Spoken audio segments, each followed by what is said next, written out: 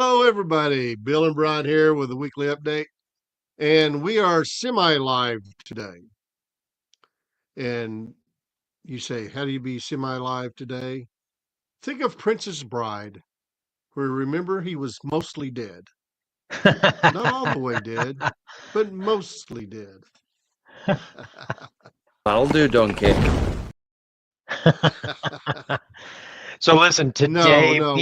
we did record this, so we did pre-record it. We will be active on some of the comments, but we're not going to take Right. questions live because we're not live. So that's what we're saying. And today we are going to talk about electric markets. Are they driven by natural gas or are they driving natural gas? So there's a lot of big questions out there. We recently went to a LDC conference, which is a utility conference here in the United States, and was gracious enough to have the opportunity to speak. So that was a really great one. And we talked a lot about AI, a lot about data centers, and a lot about electricity. A lot of people don't realize electricity drives the profitability of AI and data and computing. So electricity price is really instrumental, and we're going to cover a few things about the history of natural gas and electricity, the history of electricity, and how that's changed over time and how it will change for years to come. So that's what we're going to cover today. Any thoughts on that, Bill? Oh, we might even throw a microgrid in there too. You never know about us. Yeah. So a little bit about history. This is one of our charts. This is a 6-month view of our electric grid in the United States. This is a comprehensive power generated by what source? And you have coal, nuclear, natural gas, oil, believe it or not, solar, water, wind, and other. So one of the key things that you will see is there's 3 very large colors prominent here. One is blue, that is coal. The other is red, that is nuclear. The third is green, that is natural gas. And you can see the green is probably the biggest subset, right? Yeah, I think it's also important to note that most of the time coal and nuclear are used for base load, and you can see their lines are almost exactly the same. I Hmm. mean, when you Yeah. see their base load it's just a mirror image of one another. When you get down to gas, though, gas is sort of the swing uh, part. Well, Isn't it these are wild? daily. These are daily. You're talking about this chart right there. That is Right. hourly. So what you can see is the variability comes in with Hourly. renewables. This is an hourly view of those same sources. And what you can see is nuclear and coal, not a lot of variability. No, Whereas natural gas, look at that no. variability. That's a lot. I mean, Right. you're talking about 50 to 100 in variability from peak to trough. So this is where we're going to talk a little bit about some of these. Let's actually put these back on. Um, and there we go. All right. Something interesting here is I started the industry in the mid 1990s, and I was told by the year 2000 coal would be zero. So we would have zero power driven by coal. Coal still represents anywhere from 10 to 15%, depending on the day, depending on the time. Nuclear is another big component, and that is having a rejuvenation as far as some of the discussions. But over the last 25, 30 years, power plants, because of cost efficiency, fuel efficiency, and availability, have been leaning into natural gas. But we are And how rapidly fast they can approaching get a to market. problem. Right. How fast they can get And permitted and get to market. and we're rapidly approaching a problem presented by renewables that people didn't expect because of a massive build out of renewables. We'll talk about that a little bit later. But what we're going to talk about here is electricity and what drives natural gas prices. Is it electricity, or does natural gas drive electric prices? Well, it's kind of a combination. So when you take price on price, coal is usually the cheapest fuel available. And when you go into the cost stack, natural gas becomes secondary. And in the last two or three recessions, there was a lot of coal to or natural gas back to coal switching, and that was an economic move. So the question is that going to happen again? I don't know. Um, Sure, I'm not sure we have the coal assets left to make that switch anymore. yeah, they've All of been those coals have been retiring them over time. decommissioned. There's Right. one here in Colorado that just got retired, and I sometimes worry about my power blipping. You know So, what? What's interesting is that you have developing countries like China who are probably commissioning a coal plant. I think I saw that they were commissioning two or three a week, every every week. New yeah. coal plants coming online, And what's and amazing so about some of these is the efficiency that they have, right, right? the efficiency and the cleanliness, and so well, literally China now has a cleaner fleet than we do, I could just believe that because of the easy. sheer number of new plants. Well, most of our plants were built, what, back in the 40s, 50s, 60s? And there hasn't been new coal plants really built in the last 30 years, right? It's kind of like That's right, refineries. and mainly because of the supply of natural gas. And what you've seen in the last, gosh, now I guess it's been 10 years with the shale revolution, is that we've got a lot more natural uh, gas to be able to use for electricity. And we've seen that natural gas production went up by 10 BCF. I think what we looked at, Brian, 10 or 15 BCF almost by now. Right, right. And so, and, but what's causing a little problem now is now we have LNG coming on, starting to take away some of that gas. And so now you're Well, seeing more competition on the gas. And so that's why you see it not growing so much in here. Now, with a lot so of the renewables, and specifically wind and solar coming on, we're starting to see some of that mix. But the problem with that is that it's intermittent, and gas has got to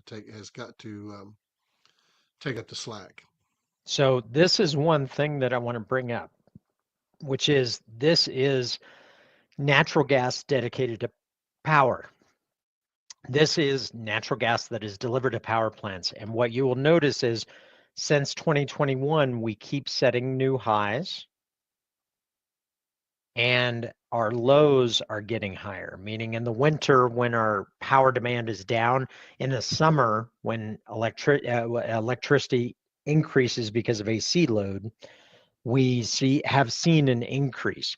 Now that there's some question this year on whether or not solar and batteries are going to provide a much bigger piece of the baseload, reducing natural gas. It remains to be seen, but if this is any indication, we might be in for some declining on power.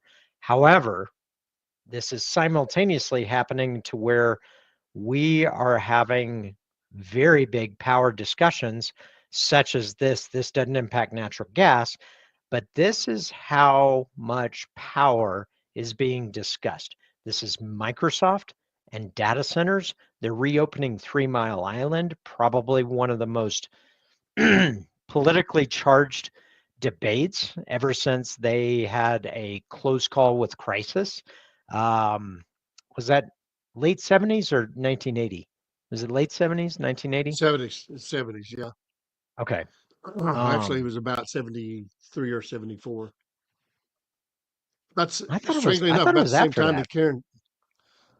Strangely enough, it's about the same time as the Karen Silkwood movie came out. So Interesting. Interesting. yeah. Well, And by what the I way, was there were really two nuclear power plants there, and the one they're bringing back is the one that did not have the problem. They closed both of them, but only one of right. them had the problem. Yep. Yep. Well, but this is how much power is in discussion. 3 Mile Island Right. contributed a lot of power, and these are some of the discussions that are happening behind various data centers, technology companies, because there is a correlation, there's a straight correlation to this increase and AI. Because I think ChatGPT came out about right here. Somebody could argue with me that I picked the wrong time slice, but AI is going to drive so much more power consumption that we are going to grow more and more. And what that means is this problem. So this is the problem that we've been watching. And I'm going to walk you through a quick story. And this story is right here. Let's go from here to here. Peak to trough. So roughly 100,000 megawatt hours up to 170. Count the dots. 1, 2, 3, 4, 5, 6, 7, 8. So put simply, you have 8 hours to deliver more natural gas. Now, the way that natural gas is delivered to power plants is through pipelines, and pipelines are, say, 90% full. From 90% to 60%, and I'm just using abstract numbers, they can deliver that on an as needed basis right then and there. But beyond the 60%, they cannot deliver anymore. This spread has gotten wider and wider as far as how many megawatt hours need to be replaced inside of 8 hours. So the pipeline only has a certain amount they can deliver. The rest needs to be replenished from storage. No big deal, right? Except for storage facilities are over 500 miles away, some cases thousands of miles away. And how fast does gas move, Bill? Gas usually moves on those pipelines about 17 miles an hour. And what that means is you're never going to make it in time. And on top of that, anytime you try to increase what's coming out of the pipe, you lower the pressure and it moves slower. So let's say you got 10 hours, right? You only get 170 miles and you needed to get 500, but you only have 8 hours to do it. So there's a significant problem that is brewing, and it has to do with the relationship of renewables and electricity and power. So, Typically, um, typically what a power company would do is they'd have what is known as spinning reserves. Spinning reserves is a gas plant that is running, it's burning gas, but it's not producing electricity because it has to be there to be turned on right, in right, case something else falls. yep, And so as renewables become more part of the slate for sources, the requirement for more spinning reserves has popped up. And so it's one of those you have to look at a company's spinning reserves in relationship to the renewables, and then it starts to make sense. yep, yep. I think you're right. So, so the key question is that electricity powers so much of AI, data centers, air conditioning, and base load. And something that was not really discussed is natural gas delivers power. Power is then delivered to natural gas processing facilities, and natural gas processing facilities enable production to move. So there is an integrated system to where when Right. you have a breakdown of one of them, all of them go down. Or said a different way, a winter storm like Uri shut off production in Texas that guaranteed an outage would last 2 to 3 days. So this Right. cycle of interdependence is important. It's important to understand. And how it's changing going forward is electric and gas prices are going to be more correlated, especially in the summer, not so much in the winter, but this is why natural gas is volatile. It has a relationship with power markets in the summer, relationship with residential and commercial consumption in the winter, and in between, it doesn't know what to do. Now add in LNG, LNG and Canadian imports, and you get really confused. And it's part of the reason we developed Rogue Radar. Rogue Radar is $89 a month and gives you access to our weekly Monday game plan and our Rogue Radar report, which is a red light, green light system. Plus, you get 2 videos a week, one at the beginning of the week on Monday, and the other one later in the week when data is revealed. And every single day, you get this report that actually gives you an executive summary of what is happening in the market, technical signals, along with fundamental analysis on production, LNG imports, Canadian imports, total supply. I'm not going to rattle all these off. Industrial, electric, supply demand balance. And this is where you can see 15.6 versus a 3-year average of 8.37. This is why we might be leaning towards a bearish stance right now. We also cover weather, economic analysis, CFTC, LNG market analysis, what's happening in the traded market, news sentiment, and all these articles are there for your convenience. You can just pull them up right there. And it covers supply, demand, infrastructure, geopolitical, weather. All of these news articles are covered, and what the current price is, the closest support, closest resistance. All of this is only $89 a month. And let's just put it this way. If you're serious for power markets and you depend on natural gas as your fuel source, or you are trading natural gas or need to understand what is happening on natural gas, arm yourself with information, because that is going to separate you from anybody else in making the best economic decision for you, your trades, your hedges, your company, by having Rogue Radar. So we also do the same thing on crude oil, on natural gas liquids, refined products, and coming soon is electricity. We have 2 charts on electricity. We're about to build that out. So The other thing on this, that people, when you start talking about AI, you're talking about people building off-grid, or what we call microgrid facilities. right. And what that means is that AI is a base load. It is not uh, seasonal or intermittent. Therefore, what you're doing is you're taking base load off of the grid onto its own grid. And now what you've done is taken the public grid and made it even more volatile. Yep. Yep. It takes baseload offline, and that means that the public grid is going to be the swing, and Right. that's going to get very tricky. So listen, there's information down below if you want to subscribe to us, but if you are serious about electric markets, natural gas markets, crude oil markets, you don't have to subscribe to us. Subscribe to something, because if you're counting on your decisions based upon Twitter tweets, LinkedIn posts, CNBC, you're missing the boat. So there's so much that is actually happening behind the scenes. We talk about it every single day and every single week with our members. So arm yourself with information only if you're serious on the markets. If not, we enjoy having you here. Drop us a like, drop us a comment, let us know what you think. And good, bad, or ugly. I want to hear it all. So bring it on. And though we are not live, we are not dead. But what you see, what we're doing right here, you know what that That's what we is? do.